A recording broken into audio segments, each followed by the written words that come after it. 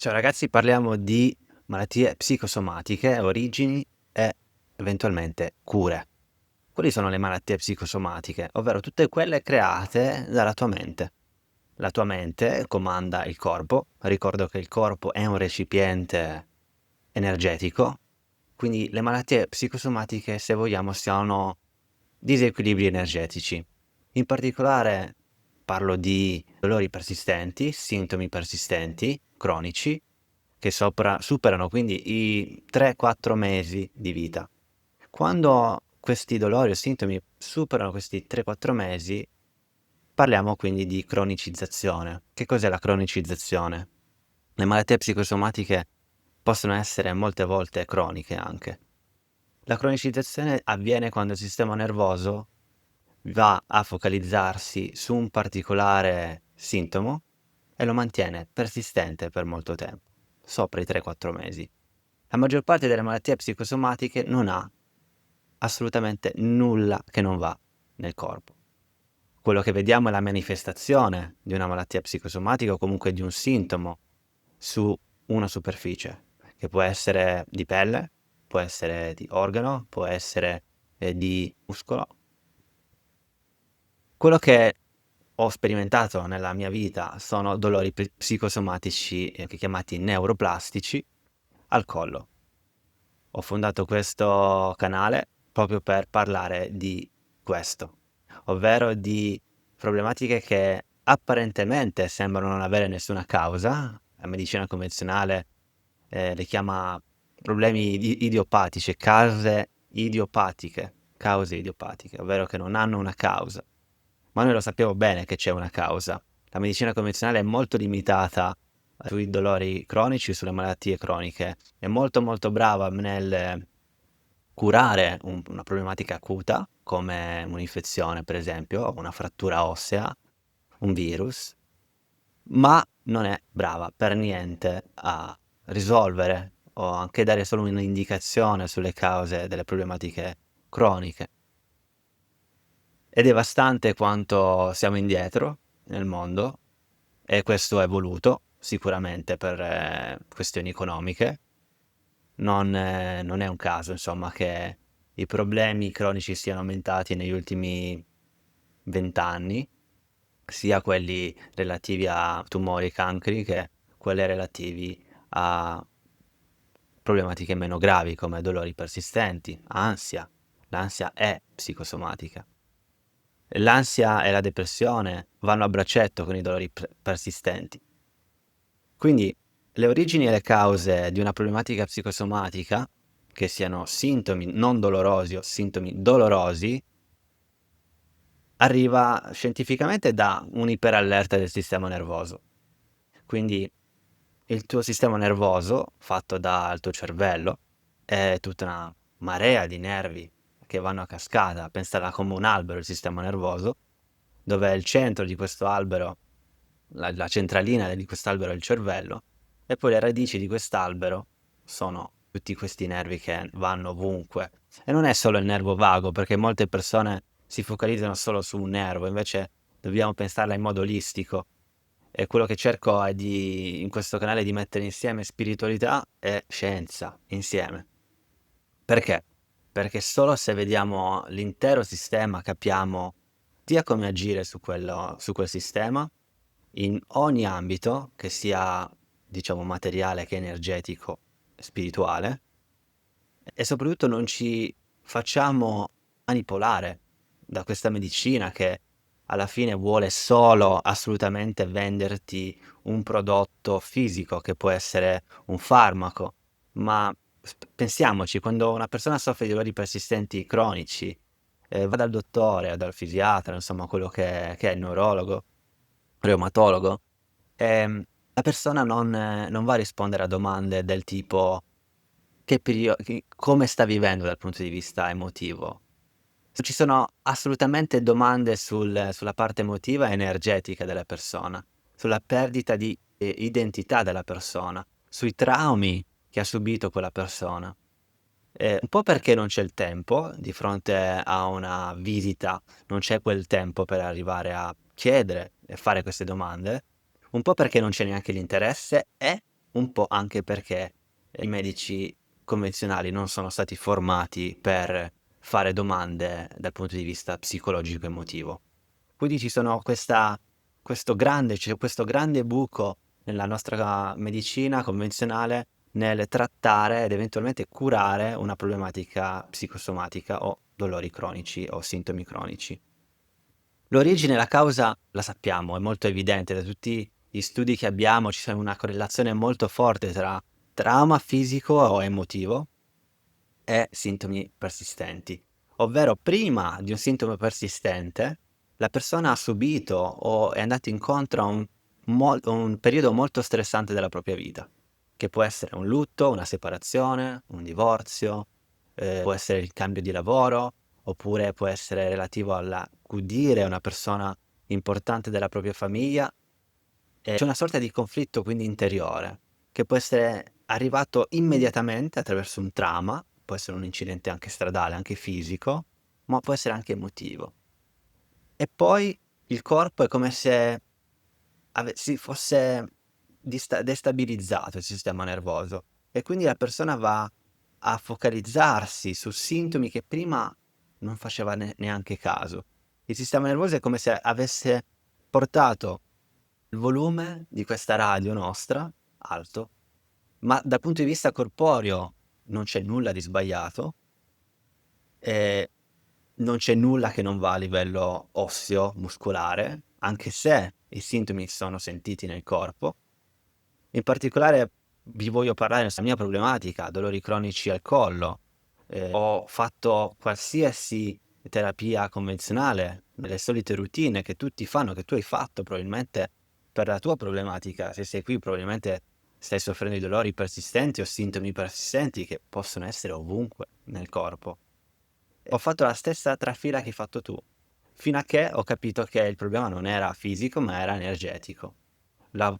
Oggi sono qui per dare una rassicurazione, un'educazione alle persone che possono ritornare a stare bene se solo si focalizzano sulla vera causa e su degli strumenti che tutti possiamo usare, al di là della situazione sociale, della situazione cognitiva, della situazione finanziaria.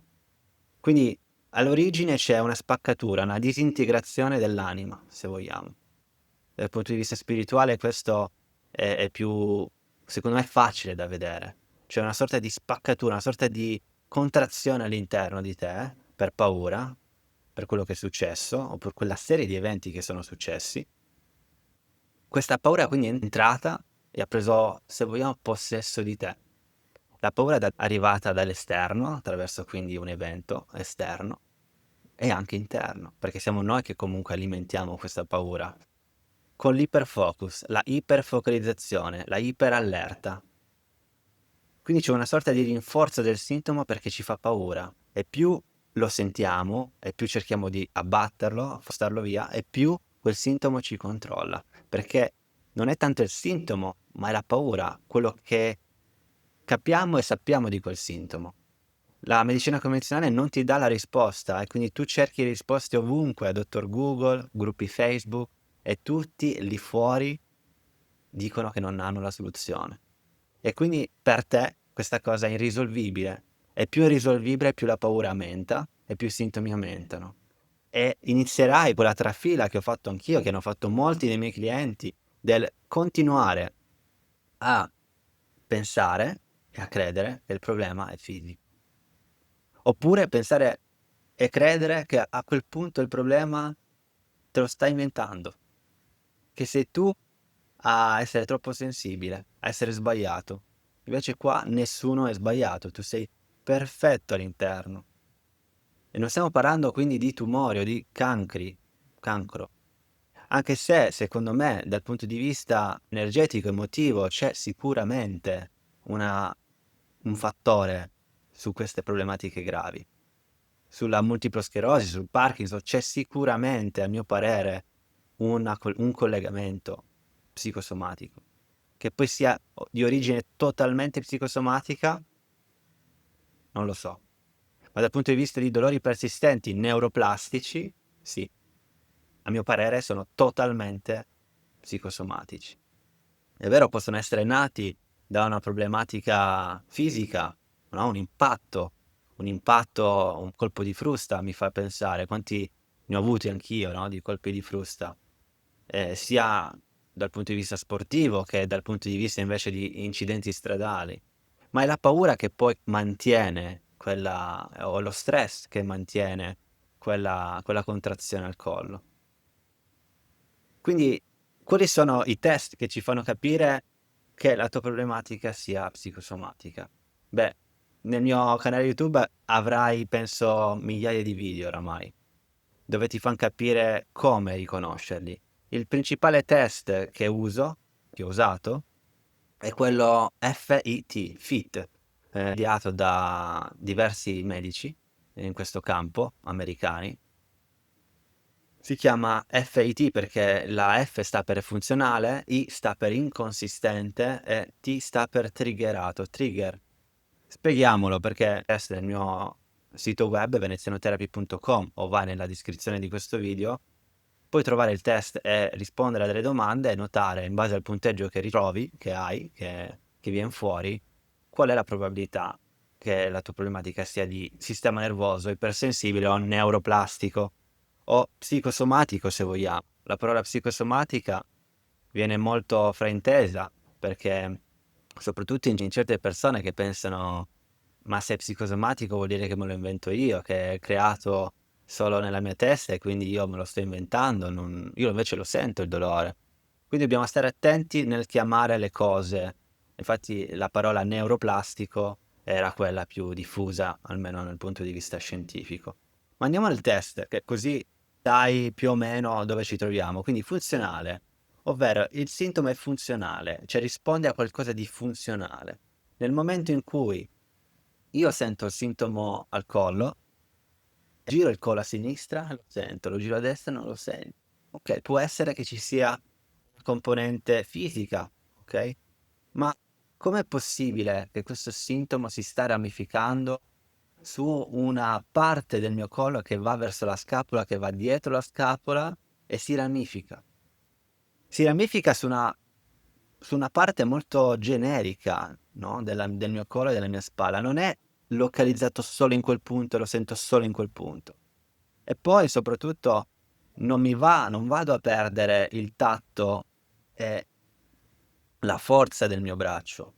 Quindi non ci sono queste caratteristiche puramente neurologiche, come per esempio, cioè in realtà è neurologico il problema, ma non è dato da una disfunzione del sistema nervoso centrale o periferico. Cosa vuol dire? Che non c'è una lacerazione eh, dei nervi, quindi non c'è stato una sorta di impatto che ha cancellato o che ha impattato quindi il segnale di impulso elettrico chimico, perché è così che funzioniamo. Dal punto di vista energetico, i nostri nervi mandano impulsi elettrici chimici.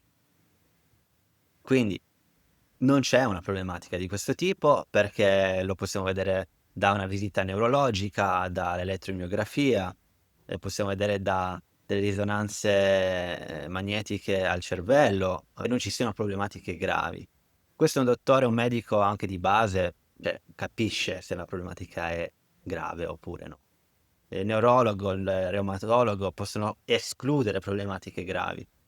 Io non vado molto d'accordo con molti medici perché quello che solitamente fanno è escludere, sì, la problematica grave del corpo, ma poi non includono problematica psicosomatica perché per loro quella cosa non esiste. O meglio, esiste, ma qualcun altro lo dovrà fare. E la persona viene sballottata da psicologi, fisioterapisti, ortopedici, praticanti del Reiki, yoga, insomma, c'è confusione. Quindi, se tu sai che la tua problematica psicosomatica è tra poco andiamo a vedere le cure, risparmi una marea di tempo, anni e denaro sicuramente, no? Non voglio dire che tutto quello che dico io è sacrosanto, che lo devi tenere, lo devi prendere all'ennesima, lettera per lettera, parola per parola, ma sperimenta. Cosa succede se tutto quello che stai sentendo per una volta lo tratti come qualcosa di non fisico, di più energetico e di più spirituale. Arriviamoci. Quindi il test funzionale, quindi ha queste caratteristiche, si espande su una porzione molto generale, non è sempre lì, cambia, quindi è altalenante nella settimana e nel giorno, segue sicuramente uno stress, una paura emotiva, è inconsistente quindi. È inconsistente e non è l'unico sintomo che hai, perché hai anche il sintomo ansioso, la tachicardia, la stretta nel petto, l'insonnia. Senti hai una particolare caratteristica, di personalità, sei un ipercontrollore, sei un perfezionista. Per te è difficile dire alle persone: "Io non ci sono, non posso esserci, ho dei miei impegni, non posso essere lì per te". Ci sono sicuramente delle problematiche a livello quindi di identità. Chi sono io? Cosa voglio fare? Conflitti interiori del: devo sempre badare agli altri e mai a me stesso. Gli altri mi possono vedere come qualcuno che io non sono e quindi sto sempre lì all'allerta a quello che dicono gli altri. E poi c'è l'ultima parte del test del trigger. È triggerato, quindi è aumentato il sintomo da momenti stressanti, da particolari ambienti. Ricordo clienti, insomma, che mi dicono: "Ogni volta che arrivo a casa dei miei genitori i sintomi vanno su, appena vanno via i sintomi vanno giù". Quindi ci sono comunque dei fattori ambientali anche, che vanno a triggerare il sintomo, fattori anche di meteo, quindi, di luce. Questo non vuol dire che il problema è causato dal meteo o causato dalla troppa luce, mi fa pensare alle problematiche di emicrania, ma da un sistema nervoso che è in iperallerta, che scansiona costantemente l'ambiente esterno e l'ambiente interno. L'ambiente interno è molto più importante dell'ambiente esterno, perché è quello che è in nostro controllo. Quindi se l'origine è la paura qui, l'origine è la paura, e dobbiamo lavorare quindi sulla paura, quindi la cura è sulla paura. La paura quindi si attacca a delle credenze che ti sono state assorbite dentro di te da quando sei nato.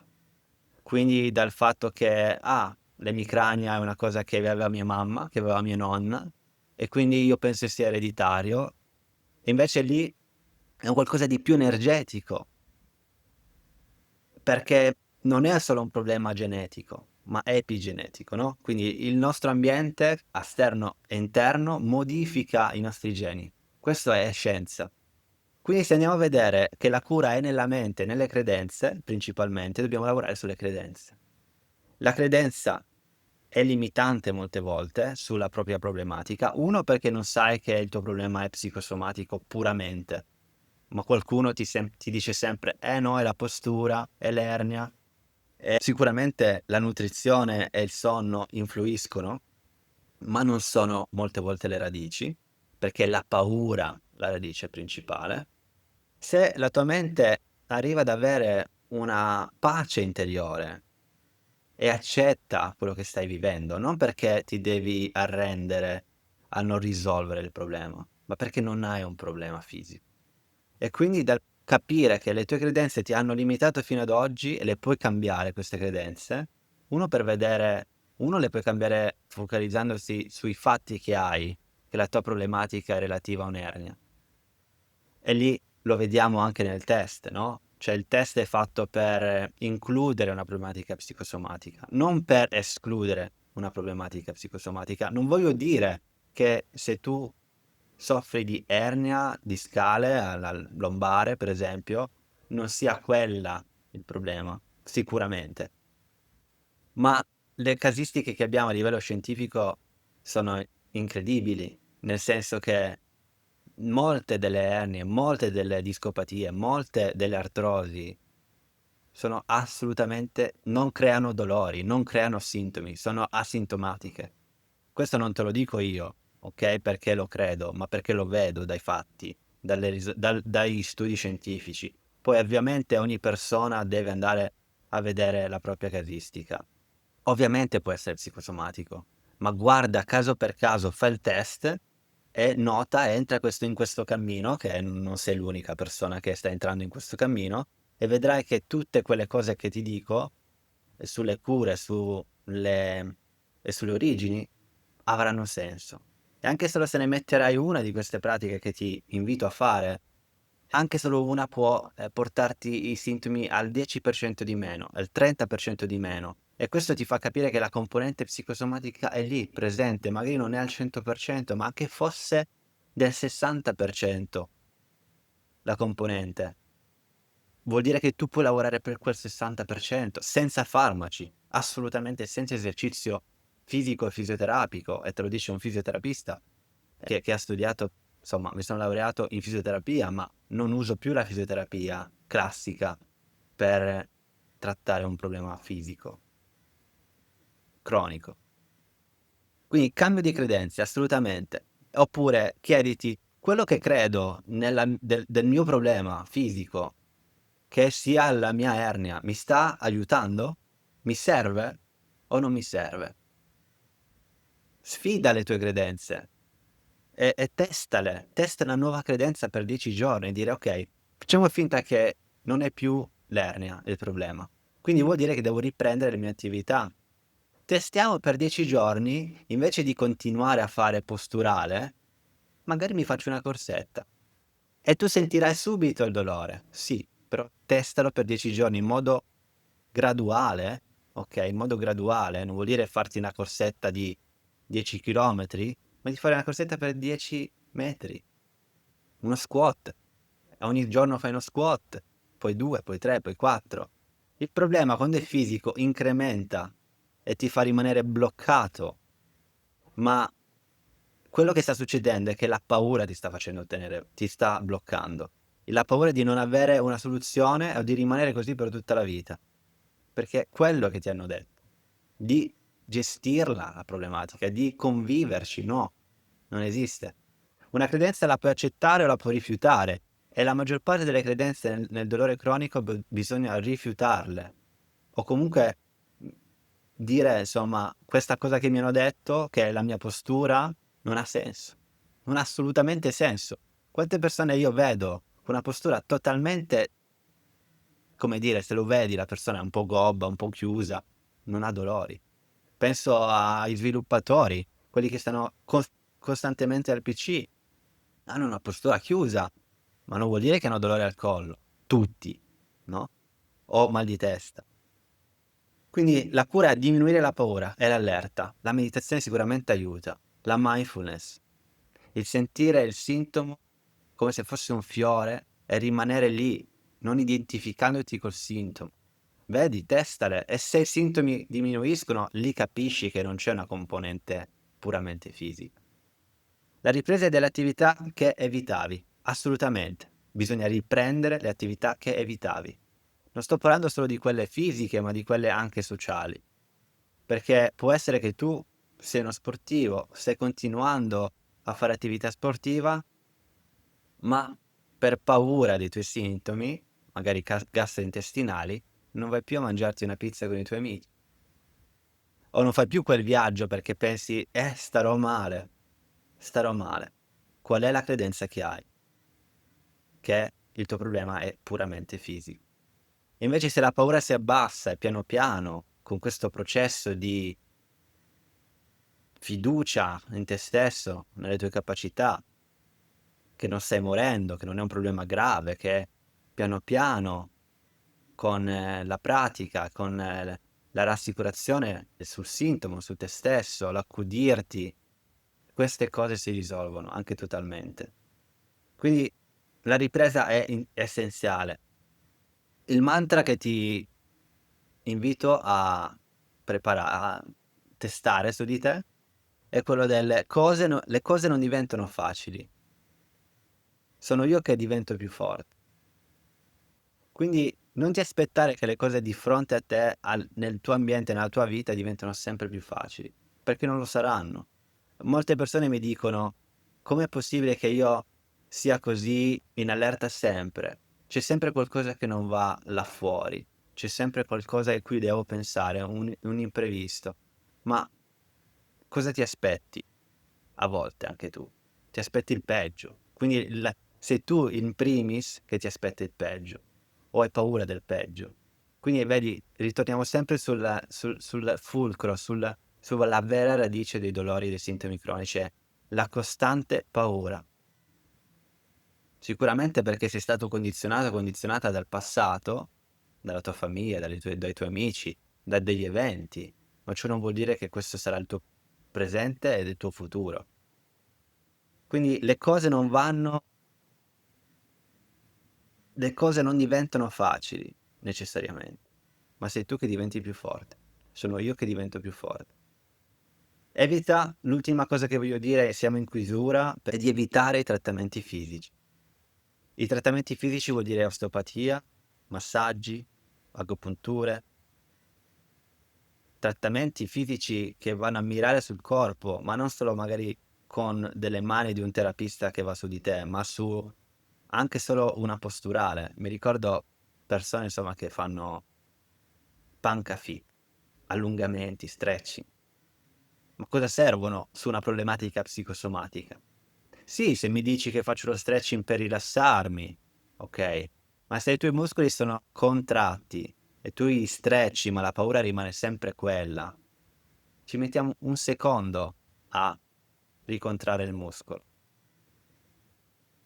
Hanno fatto tempo fa degli studi scientifici sulle frozen shoulder, sulle spalle congelate, e hanno visto che non c'è una problematica fisica nelle spalle congelate, come si pensava, no? E quindi dobbiamo smollarle, dobbiamo allargare, dobbiamo strecciarle. No, no.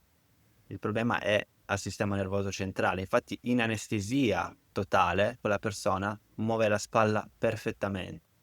Quindi il problema non è che tu non sei allungabile. Molte persone hanno problemi a far stretching perché appena vanno lì sullo stretching sentono tirare, oddio, oddio, oddio, oddio, no, io sono contratto, sono un pezzo di legno. Tra l'altro le parole che si usano sono molto importanti e le etichette sulle diagnosi che ci hanno fatto sono molto importanti. Tu non hai fibromialgia. Ti hanno detto che tu soffri di fibromialgia, è diverso. Sei tu a decidere di cosa soffri e qual è la tua problematica. Le diagnosi non devono essere accettate. Non bisogna accettare le diagnosi, ma non perché non sono vere, o meglio, non sono vere nella maggior parte dei casi, ma perché ti identificano su di te, sulla tua persona. Tu non sei il tuo corpo, tu non sei il tuo corpo, il corpo segue la tua mente, tu non sei neanche la mente, tu sei qualcosa di ancora più grande della mente. E poi la mente dov'è? Nel cervello. Il cervello è un filtro, tu non sei lì nel cervello. Se volete entrare in questo cammino, vi invito a leggere dei libri su questo, che possono essere o il mio libro, Il potere della consapevolezza, o il libro del dottor Sarno, The Mind Body Connection, oppure Curare la mente e guarire il dolore in italiano. I libri, se vogliamo, anche più spirituali. Nella Bibbia c'è tantissimo che possiamo usare a nostro favore. Nella Kabbalah, nel buddismo, insomma, tutte le religioni dicono la stessa cosa, che la paura è quello che crea il problema, che crea, è la paura che ci porta nel paradiso o nell'inferno. L'assenza della paura ci porta nel paradiso, la presenza della paura ci porta nell'inferno. Non dobbiamo aspettare l'aldilà per ritornare a stare bene, possiamo tornare a stare bene oggi, se solo capiamo che siamo costantemente in paura e prima non lo sapevamo. Lo potevamo capire dal nostro corpo, ma non sapevamo che c'erano degli strumenti che possiamo utilizzare dentro di noi per ritornare nel paradiso, in questo caso. Grazie per essere qui, del supporto, per aver visto questo video. Condividerlo con delle persone che magari soffrono di dolori persistenti, che magari possa essere il primo video di un grande cammino. E il mio cammino non è finito, nonostante io abbia risolto la mia problematica cronica al collo, ma tutti siamo in questo cammino, perché tutti più o meno andiamo incontro a questo, perché tutti più o meno abbiamo delle paure, dei conflitti interiori. Se siamo qua, questi sintomi sono opportunità di crescita, di trasformazione. Non sono la stessa persona che parla con dolori persistenti al collo di 10 anni fa. Oramai son passati molti anni, poco meno di 10 anni. Oggi sono una persona diversa, ma la sarò ancora più diverso se vado a risolvere e lavorare ancora delle paure che ho all'interno, okay, anche se voi magari non le vedete, ma ho costantemente paure, e ci lavoro, le vedo come opportunità. Dico: "Okay, ho paura di questa cosa, vuol dire che la devo trasformare. Ho paura di viaggiare da solo, devo trasformare questa cosa. Ho paura di parlare in pubblico, devo trasformare questa cosa." Ma non evito di parlare in pubblico, non evito di viaggiare da solo, non evito di lavorarci sopra. Se dovessi trovare solo un punto, una piccola pratica che posso darti, ed inizia la giornata con gratitudine e finiscila con gratitudine, perché questo porta grande sicurezza al corpo e su quello che hai invece che su quello che ti manca costantemente. C'è sempre qualcosa di cui tu possa essere grato, anche solo il respiro. E inizia con una pratica magari di mindfulness, inizia con una pratica di 10 minuti, 5 minuti, 3 minuti. Inizia da là. E ricorda, non sei rotto, il tuo problema non è fisico, il tuo problema è, se vogliamo, energetico, okay? A presto e al prossimo video. Ciao.